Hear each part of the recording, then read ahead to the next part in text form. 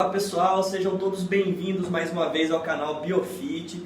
Hoje mais uma vez contando com a presença ilustre do professor Dr. Demetrios. O tema de hoje vai ser sobre carboidratos, um tema muito polêmico, e o Demetrios, que é mestre em nutrição, doutor em genética e professor em diversos cursos pelo Brasil, vai ajudar a gente quanto ao tema. Obrigado, Paulo, mais uma vez pela oportunidade. Obrigado por poder estar falando com a galera aqui um pouquinho mais sobre esse tema tão polêmico aí. Então, manda bala, manda que a gente responde. Pessoal, antes de mais nada, então, deixa o seu like, dá o seu joinha aí, se inscreve no canal, tá? Ativa as notificações e sempre que tiver um vídeo novo você vai estar sabendo, ok? Abrindo a sessão de perguntas, vamos explicar para a galera. Carboidrato, mocinho é vilão. Bom, Paulo, aí nem começou o programa, o cara já me coloca na berlinda. Mocinho ou vilão carboidrato? Bom, tudo depende, Paulo. Depende de como você está utilizando esse elemento, como você está usando o carboidrato. Da mesma forma que ele pode ser benéfico para algumas pessoas, ele pode ser maléfico para outras pessoas, de acordo com o seu uso. Por quê?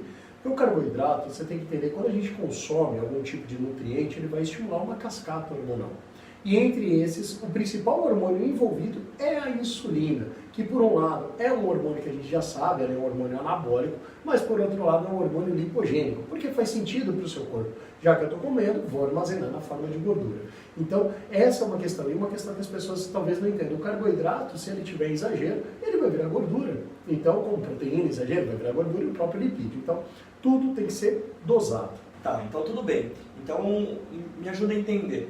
Quanto maior é a ingesta de carboidratos, mais o carboidrato ele vai quebrar, ele vai formar uma molécula de açúcar, vai formar uma glicose, e quanto mais carboidrato eu estou ingerindo, maior vai ser a produção de insulina lá no pâncreas, é isso? É isso. Na verdade, o que acontece é o seguinte, Paulo.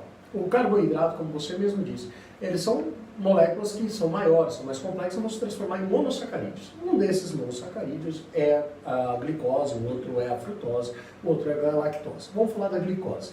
Perfeito. Consumiu, o que acontece? Nós temos duas reservas energéticas. A primeira é o glicogênio e a outra é o triacilglicerol, que é o tecido lipídico em si. Primeiro, o corpo vai tentar armazenar na forma de glicogênio ou consumir na forma de ATP se você estiver utilizando. Agora, se eu estiver com esse excesso, o que vai acontecer? Eu vou armazenar na forma de gordura. Obviamente que você consumindo o carboidrato, você está aumentando a insulina. Por isso que a gente fala dos alimentos o quê? Baixo índice glicêmico, alto índice glicêmico, até mesmo a própria maltodextrina que a galera toma antes do treino. Então tem que ficar atento com isso por causa do que a gente chama de insulina em montanha-russa. Então quando você tem picos dessa insulina, então realmente a coisa tem que ser bem desenhada, bem individualizada. Para quê? Se eu tiver um pico dessa insulina, não é benéfico para o organismo e lógico, vou estar realmente puxando esse pâncreas desse paciente. Então aquela ideia que o pessoal tem de consumir carboidrato como sendo uma fonte energética está correto, mas se a pessoa ficar sem se alimentar por grandes períodos e quiser tomar lá um boom de carboidratos, ela vai e come todo o carboidrato de uma vez só, porque ela fica um grande espaço sem se alimentar. Isso pode se o impacto disso pode ser o armazenamento e não distribuição de uma maneira gradual para o paciente? Então, isso é uma coisa que tem muita discussão, Paulo. E aí você começa a entrar num outro tema que a gente pode até pensar nisso, de falar de jejum intermitente e tal, que aí é uma outra história que a gente vai entrar e isso tem muitas linhas de defesas ou não quanto a isso. De uma forma geral, o que a gente tem que deixar claro para as pessoas? Por exemplo, vou tomar uma maltodextrina no treino. Poxa, é todo mundo que vai tomar essa maltodextrina? Não. É quando? É quando o cara realmente ele precisa daquele ATP, ela precisa daquela energia. Poxa, eu quero passar um grande período sem consumir carboidrato, depois eu vou consumir. Vou ter um boom? Lógico que você vai ter um boom. O seu corpo está querendo isso, ele está querendo ele entende tudo que você consome como forma de energia, ele quer armazenar. Então, obviamente, ele vai metabolizar isso, então ele vai liberar a insulina. Então, de repente, não é uma estratégia tão adequada, mas como eu falo, é muito difícil a gente falar assim e tentar padronizar. Por quê? Porque você tem um atleta de alto rendimento, você tem um atleta que ele não tem nada de gordura no corpo, então para ele de repente pode ser vantajoso ter um tipo de estratégia mais agressiva, que a gente diz, contrário do cara que está lá na academia, que por exemplo, o cara quer perder peso, aí enche de malto antes do treino. Não é assim que funciona, né, Paulo? Então, Demetrios, quanto maior a ingesta de carboidratos, a gente viu que ele vai ser utilizado em diversas maneiras, ele vai ser usado como substrato energético, ele vai para as fontes de estoque, lá no glicogênio, tanto muscular como hepático, e também vai ser armazenado no tecido adiposo. Tá?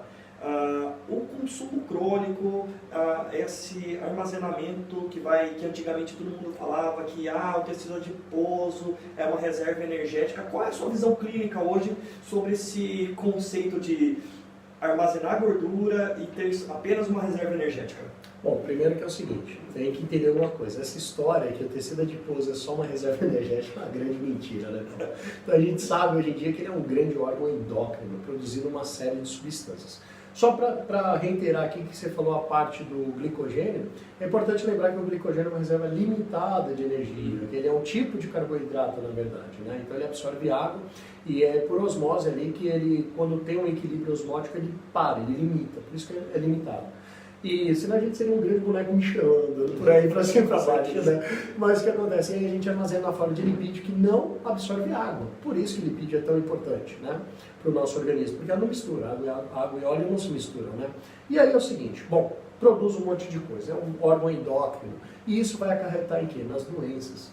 Por isso que a obesidade é vista como o quê? Um problema de saúde pública, que a gente realmente tem que combater. Quando a gente pensa na parte de promoção, de prevenção à saúde, é isso que a gente quer combater. Por quê? A obesidade, por exemplo, desenvolve o quê? A diabetes. Como? Tem receptores, tem produção de citocinas pró-inflamatórias, são elementos químicos mesmo, que mediam uma inflamação. A gente fala que o obeso, ele é um inflamado generalizado. Então, isso vai realmente acarretar em doença, vai acarretar em resistência à insulina, e aí, por fim, até mesmo a própria diabetes, né? Pressão e outras doenças que a gente sabe que está associado à obesidade. Portanto, a obesidade é um problema multifatorial. Tem que controlar não só o carboidrato, tem que pensar aí também na proteína, pensar no lipídio, pensar no geral, né? Por isso, o que é importante? O condicionamento físico e a dieta alimentar, obviamente, sempre procurando os nossos profissionais aí, né, Paulo? É isso.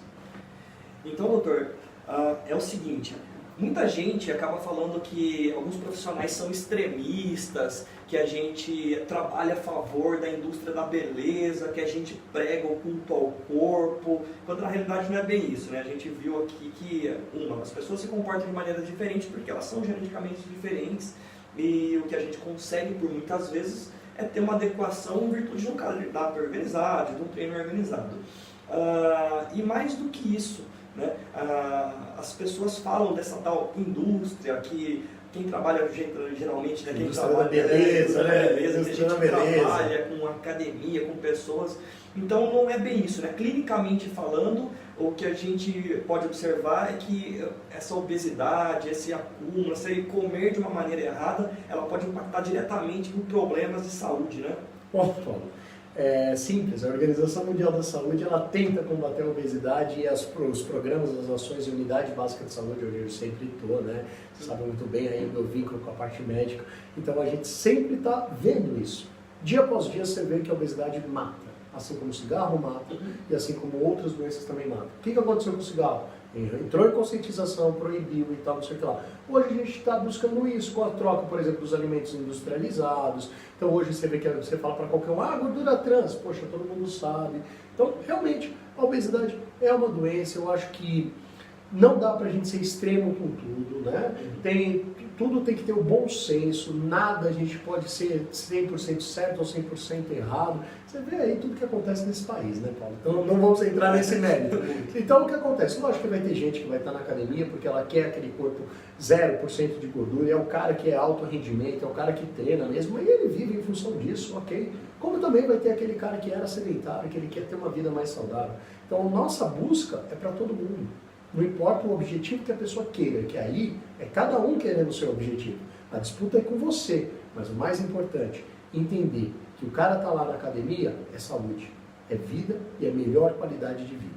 Beleza? Então, para encerrar, primeiramente, Demetrios, mais uma vez, muito obrigado por mostrar para a galera, para o pessoal que está curtindo aí o canal. Lembrando, pessoal, faz sua inscrição, deixa seu like, ativa as notificações. Muito obrigado por todas essas informações que foram trazidas, né? Eu acho que mais importante do que, né, aliás, o propósito desse canal, vamos deixar mais bonitinho, o propósito desse canal é trazer esse tipo de informação para a galera de casa, para a galera que quer ter, acima de tudo, ter saúde, entendeu? Não é só aquela coisa, estética, vamos ficar fortão, vai chegar dia da gente discutir, pode ter certeza. Mas hoje o mais importante de tudo é esclarecer para esse pessoal, esclarecer para essa galera com informações simples, do jeito que você trouxe aqui pra gente, tá? Que todo mundo conseguiu absorver de uma maneira muito legal. Muito obrigado por tudo, muito obrigado por estar aqui com a gente. Bom, Paulo, eu só agradeço aí o convite mais uma vez, adoro conversar com o público, acho que é fundamental a gente como profissional de saúde, né, Paulo? Nós somos profissionais de saúde, nós somos formados para isso. E a nossa formação permite o quê? Cuidar da saúde. Então, desde que uma informação aqui a gente passe, que a pessoa consiga entender, consiga mudar, é muito gostoso você ver isso. Eu vejo isso muitas vezes com o meu Facebook, com o meu Insta, né? Que o pessoal começa a acompanhar e começa a falar, nossa, obrigado pelas dicas. Então, acho que isso aqui realmente é uma forma de modificar, uma forma da gente ajudar as pessoas e melhorar a qualidade de vida. Porque o que a gente quer é isso, é que todos tenham vida saudável, qualidade de vida, expectativa de vida alta. Certo, Paulinho? Beleza, Demetrios, mais uma vez obrigado. Pessoal, na descrição do vídeo eu vou deixar o link para vocês poderem seguir o Dr. Demetrios, tanto no Face como no Instagram, assim como o meu. Gente, muito obrigado e até a próxima. Tchau, tchau.